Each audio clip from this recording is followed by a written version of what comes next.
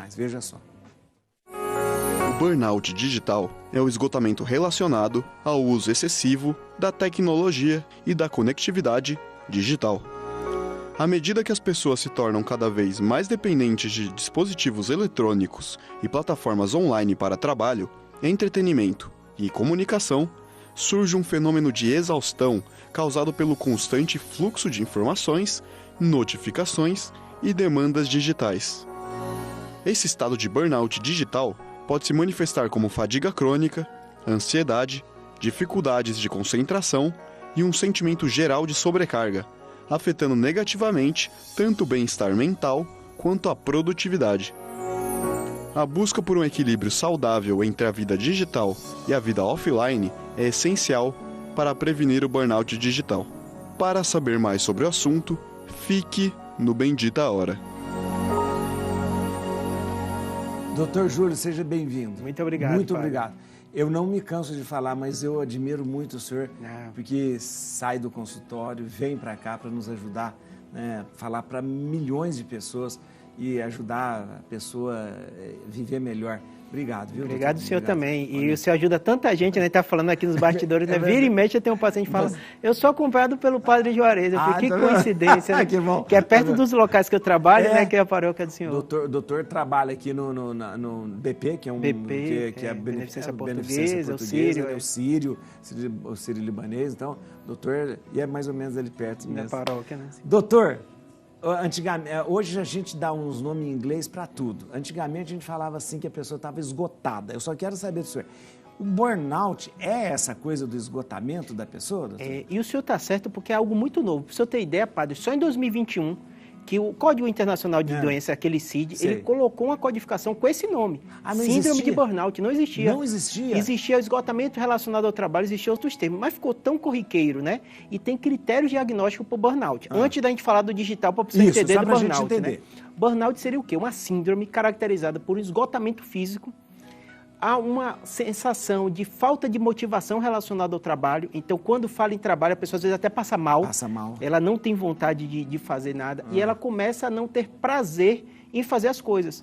Então, realmente, o burnout é uma síndrome relacionada ao trabalho que a pessoa é tão sobrecarregada Que parece que... ela chega no limite. Doutor, você falou um esgotamento físico. A sensação é física? É física. Tanto que a então. maioria dos pacientes, eles começam a procurar a gente mesmo, neurocirurgião, cardiologista, porque ela começa a ter mal-estar e ela acredita que é um problema cardíaco, ela acha que é um problema neurológico, porque ela não consegue entender o que está acontecendo comigo, que eu estou passando tão mal na hora que eu estou no meu ambiente de trabalho.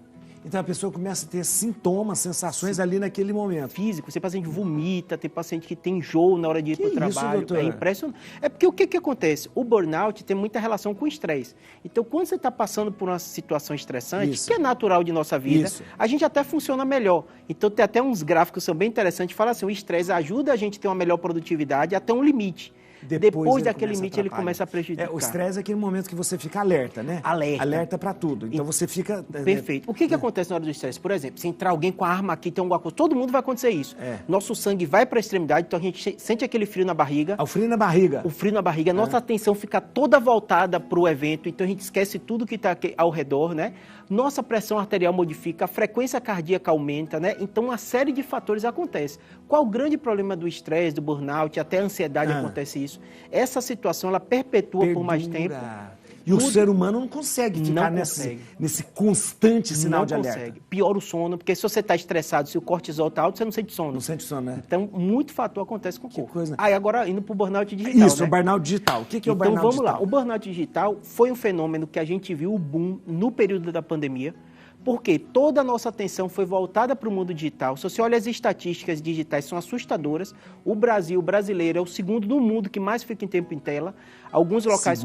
Segundo do mundo. Alguns ficam 8 horas e meia, números assustadores. Meu Deus do céu. Então, assim, 8 horas e meia do seu dia você fica de frente para uma tela. E qual o problema? Eu sei que é um mundo dentro da tela, mas esse mundo tem coisa ruim, tem comparação de corpo, tem comparação de vida. As pessoas ficam, às vezes, com inveja da vida do outro, né? As pessoas, o que mais a pessoa mostra na internet olha o que eu estou fazendo, olha o que eu fiz, olha e o carro que eu tenho, né? E muitas vezes é uma vida falsa que não Com existe, certeza, não porque existe, se engaja, né? É verdade, né? Então esse debate, ele começou a surgir e começaram a ver o seguinte, o ambiente de trabalho também mudou. O senhor deve usar, como eu uso também, muita ferramenta, né? Para resolver coisa do seu dia a dia de trabalho. Então o paciente mandou para a secretária, ela me manda, né? Isso. E esse ambiente de trabalho na pandemia deu boom com o Zoom, com todas aquelas coisas. Forçando, praticamente jogando a pessoa na frente do computador. Ou no celular. No celular. Foi excelente no aspecto do trabalho, porque os trabalhos não pararam e eles se reinventaram. Agora, com o mundo voltando à normalidade, as pessoas estão somando o trabalho presencial mais o trabalho online. Doutor, isso causa, então, uma sobrecarga, uma sobrecarga na pessoa. Com certeza, porque o que acontece? Quando o trabalho da gente é essencial, normalmente ele tem que ter um período, você tem que ter o início e fim. As pessoas se acostumaram com rede social, com WhatsApp, com tudo isso, em mandar e ter uma resposta automática. Isso é o grande mal. Além de ser uma falta enorme de educação, é um absurdo também como comportamento humano. Né? Imagine você, trabalhador, você recebe uma mensagem do seu patrão. Então, como é que você não vai responder? No mundo que tem desemprego, tem tudo isso. Então a pessoa fica o tempo todo com a sensação que vai chegar uma grande mensagem importante que ela não vai ver. E fica sempre alerta. E fica sempre alerta. A gente médico já passava por isso e está passando cada vez mais. Né? Eu imagino como é. Porque antigamente o médico, muitos médicos, não sei, mas acaba dando telefone e celular para o paciente. Deve ser Você teve que criar um monte de estratégia. No meu caso, por exemplo, eu tenho uma secretária que é home office que fica por conta só disso. Porque senão você não vai dormir. E uma coisa diferente que também aconteceu, na minha profissão, mas toda a profissão aconteceu, é que começou a ter receita digital. Então a pessoa não precisava mais ir para você faz digital. Excelente, né? Adianta a vida de todo mundo, né? Mas você tem essa questão da emergência, né? O paciente manda assim, minha receita já acabou hoje. Eu preciso agora. Você está fazendo uma coisa, você tem que parar para ir fazer isso. Resolver. Imagine, é um mundo novo, né? O relatório eu preciso agora, porque senão eu vou perder meu emprego. Então é uma situação... Mas aí é onde que vem? Aí é uma mudança de vida também, que precisa ter também mudanças de estratégias. Você tem que mudar alguma coisa. Assim, né? Então, assim, o que seria o burnout digital? Seriam características físicas, então, assim, a pessoa sente o esgotamento por causa desse excesso de uso de tela. Então, primeira coisa, cada ser humano é um ser humano. Tem gente que funciona muito bem com esse digital. Claro que ele vai ter que impor o limite dele, mas é muito variável. Não tem como a gente médico dizer só use 4 horas, só use 3 horas. Não existe esse número. Ele vai ver o limite dele. O limite dele. E normalmente como? Ele reconhecendo os sintomas de esgotamento. Isso. O que é clássico, né, no caso das telas? Isso é bom. O clássico é o seguinte, uma dependência. Você não consegue, você acorda, a primeira coisa que você faz é pegar o celular. Você não consegue ficar 1 minuto fora daquilo. Você começa a ter sensações negativas, que alguma mensagem importante chegou, que você não viu, que o telefone tocou quando ele não tocou. O paciente começa, às vezes, a ter alteração do sono. Então, ele, às vezes, tem insônia relacionada à tela, porque você vai dormir, você tem todo aquele processo, né, que a gente já até conversou de higiene do sono. E a gente precisa relaxar o corpo, né? Desacelerar nossa mente. Só que a pessoa, às vezes, fica brigando no WhatsApp com o trabalho, resolvendo o problema, aumentando a pressão, aumentando a temperatura, que vai dificultar o momento de dormir. Doutor, esse dia eu vi, é impressionante, umas imagens de criança. Eu vi que era imagem na China também, mas a criança dormindo, ela já dependente, ela dormindo, ela fazia o gesto de passar a tela ou então de ficar fazendo assim. Ou seja, dormindo e já tá. E uma criança que era 3, 4 anos. É um absurdo, né? E aí tem essa questão que o que acontece? A gente vai vendo aos poucos as próprias redes sociais e as ferramentas percebendo a importância. Nos celulares mais modernos já tem o tempo que você ficou em cada aplicativo para você saber. Limitar o uso das crianças também. A criança precisa de limitação. A criança hoje está tendo uma deficiência muito grande de habilidades motoras, porque como ela fica o tempo todo no tela, cadê a corrida, cadê a brincadeira, Isso, a brincadeira na rua, brincadeira com os outros... E socialização também, né? Socialização, né? E uma coisa nesse mundo até violento que a gente vive, virou confortável para os pais, né? É difícil isso, a gente sabe. É mais fácil você dar uma tela para o paciente, ou para a criança, do que... Porque aí ele vai dizer, pelo menos ele não está na rua. Pelo menos ele não está... Mas precisa, né? Mas precisa, né? Precisa. Doutor, os sintomas, então, desses esgotamentos começam por aí, essa dependência. Perfeito. No adulto é muito claro que ele começa a ter mal-estar e, às vezes, ele não sabe por quê. Isso independente de faixa etária, o burnout digital? A criança tem um pouco diferente. O que é que eu costumo dizer? As redes sociais, por exemplo, que quando a gente fala de uso, de celular, a maioria das pessoas são feitas uso de rede social. E o Brasil, que é o segundo local, tanto do celular como de rede social. Porque a pessoa fica ali o tempo todo. Normalmente, o que acontece? A rede social, ela tem outro aspecto que é mais negativo e tem que ter mais cuidado com criança. Ela envolve um feedback. Por exemplo, você bota uma foto, eu faço isso, o seu também, né? Quantos likes teve, quantos comentários você quer responder. Isso te dá uma sensação de bem-estar. A gente é ser humano, da mesma forma que a gente come, a gente sente prazer, o like, essas coisas, também dá um prazer pra gente, né? É verdade. E ao mesmo tempo, isso tem um risco desse feedback pra gente criar uma dependência. Imagine isso numa criança no momento de formação. Por isso que ainda tem o debate do cyberbullying, né? Que a criança pode também sofrer com rede social por isso. Então, o pai tem que ter cuidado, sem dúvida, de uso de tela, saber o que sua criança está usando e o controle muito rigoroso com a questão de rede social. Porque aquilo que a gente falou, na criança tem esse problema mais sério até do que adulto, porque ele tem essa dependência da formação de caráter e de aceitação em grupo. Que o adulto geralmente já passou por vários problemas e já está adaptado. Agora, no adulto, ele vai, principalmente a questão do burnout digital, está muito ligado com o trabalho também. Com o trabalho. O adulto mais clássico que a gente volta é justamente isso relacionado ao trabalho.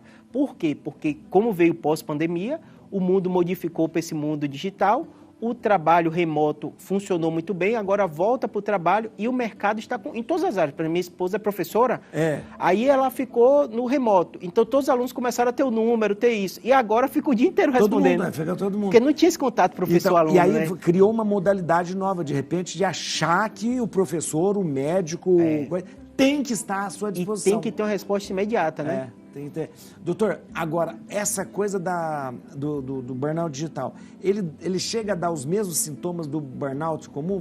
Aquela fadiga, aquela sensação de cansaço?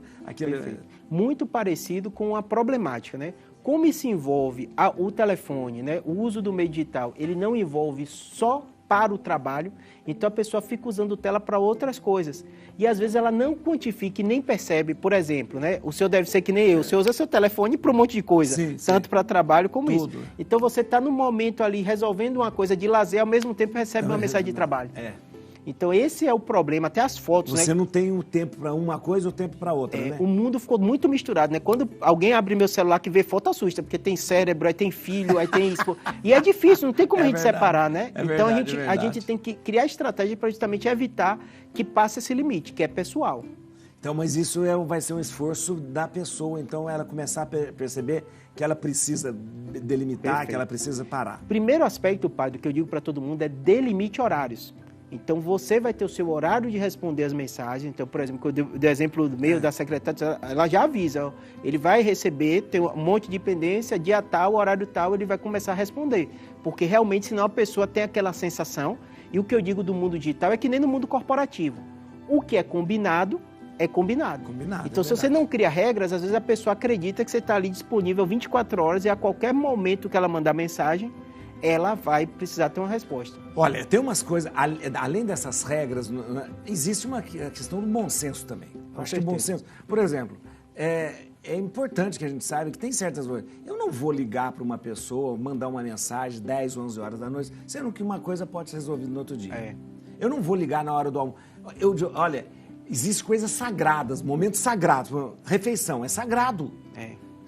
Não se usa celular, não se... E eu sou muito chato nisso. Esse dia uma pessoa me ligou, falei, eu tô almoçando. Aí eu falei, é um momento sagrado. Eu não vou até... Mas você teve que botar o limite, né? Eu falei, eu tô almoçando. Eu atendi para falar que eu tava almoçando. Com certeza. E agora é uma coisa muito... Gente, pelo amor de Deus, depois das 6, 7 horas, não liga na casa de ninguém. Eu lembro disso, quando tinha telefone fixo. Era legal. Lá em casa era regra. A gente às vezes queria... O pai falava, não liga para casa dos outros depois das 6. Não liga, porque você tá incomodando a pessoa. Não liga. Né? Tem que criar regra. E se a pessoa não percebe que assim, as regras, como elas são muito pessoais desse mundo digital, que é muito novo, né? Então as pessoas, você tem que delimitar. Então eu tento fazer isso no trabalho, aviso o paciente, a secretária vai pegar as pendências e vai mandar. Então não deixe acabar o remédio para mandar mensagem. Porque você tem a sensação, para você ter ideia, padre, como isso até antes da pandemia. Eu tenho alguns livros que eu escrevi, que eu até trouxe. Tem um que eu escrevi por causa de um fato. Eu botei omissão de socorro no Facebook. Olha!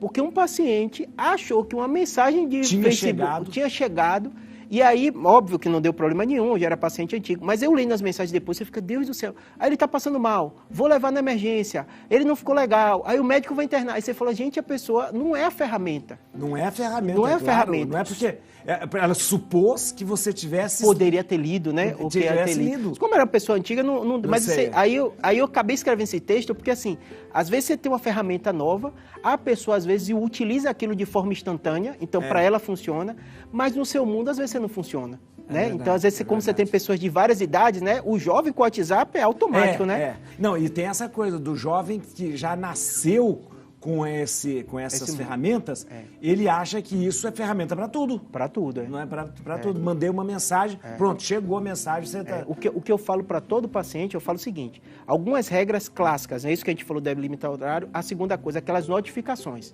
Só deixa o que for essencial no teu telefone. Isso mesmo. Eu brinco que até no meu canal do YouTube eu nem mando ninguém bater sininho, né? Que você vai ficar vendo de doença o tempo inteiro, né? Você vai ter um momento que você vai ter uma dúvida, você vai olhar, né? A ferramenta, ela quer que você fique ali viciado vendo. Verdade. Aí quando o paciente fala, eu vejo todas as vezes, eu fico, calma, não faça isso não, porque pode te Só prejudicar. Vai quando você tiver uma formação. Ó, vai tomar café, né? Vamos tomar um café. Café sem açúcar, doutor? Adoçante. Adoçante, o doutor tá magro agora, olha que beleza, tá vendo? Viu? Magro e... Tô tentando, padre. Pressão subiu, colesterol subiu.